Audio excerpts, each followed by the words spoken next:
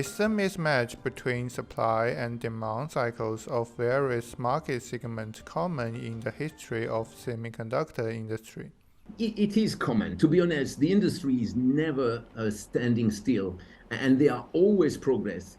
If it was an industry with less, technological breakthrough, you would see some stability. But every time there's a breakthrough, like for example, SiC power modules or artificial intelligence, then suddenly the market shifts. I give you an example, but automotive tended to be, productions of lagging type technologies by companies like Renesas, Infineon, ST Microelectronics.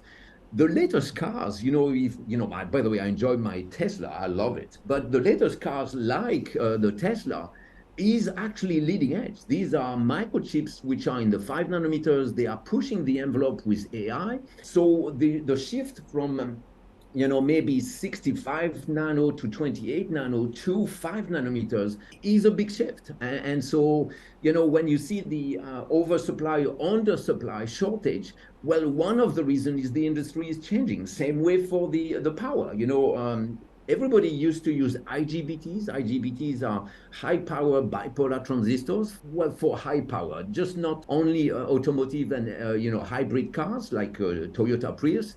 But now that we've moved to SiC, suddenly, the demand for SiC devices and substrates is humongous. I mean, the EV industry is switching over from IGBT to SiC without actually having established a good ground and a good capacity for all this SiC, and especially the substrate, where you look at the number of companies investing and the amount of investment in SiC substrate, it tells you how bad the shortage is in SiC substrates. So yes, so I agree with you. There's always a bit of change, and from supply to oversupply, undersupply. But I think breakthroughs in I mentioned them, but AI, SiCs are just changing the industry, and this is the story of the semiconductor industry. It recreates itself every few years. Will the semiconductor industry status in the previous cycle also affect in the next cycle? There's no question that COVID drove the demand for mobile computing way beyond what the industry was ready for, and the shortage, which was both automotive but consumer high power computing, was felt all over the world. Your point was there was a severe shortage, so we are going to see a severe oversupply. Probably, yes. I think that I can expect. Everybody wants to know when is going to be the next crash.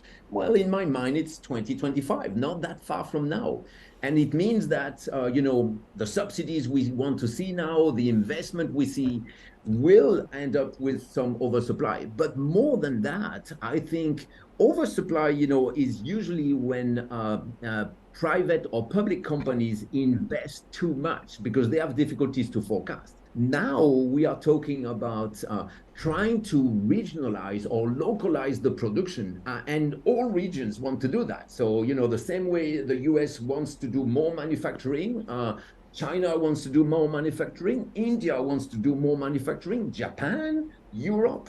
That will not only be driving oversupply, but that will drive cost. There is no question in my mind that once you start to localize, it's nice, but that means that you need to start to scale down the units of production because you multiply them all over the world, and that is going to be driving costs. So I'm not very happy with that factor.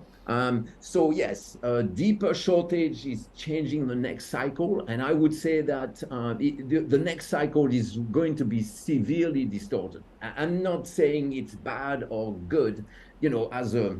SVRI is just trying to help customers understand what the next cycle will look like and what will be the opportunities. I know there will be challenges, but to be honest, there are going to be very strong opportunities because, the demand from post-COVID did not go back to pre-COVID level. Our consumptions of microchips in the world, everywhere, consumer, computing, AI, automotive, COVID boosted the ramp, the CAGRs, of the industry. And, being a semiconductor fan, I'm very happy about that.